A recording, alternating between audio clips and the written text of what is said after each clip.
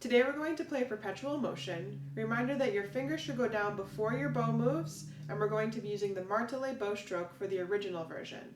We're doing the original first and then the first variation. Playing position. Bow set on the D string in the middle.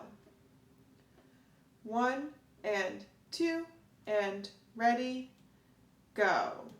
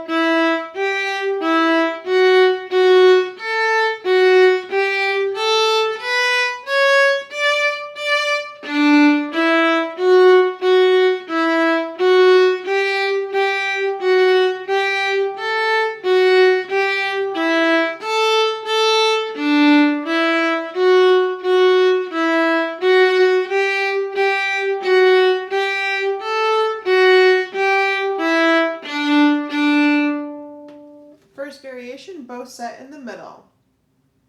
1 E and a 2, go.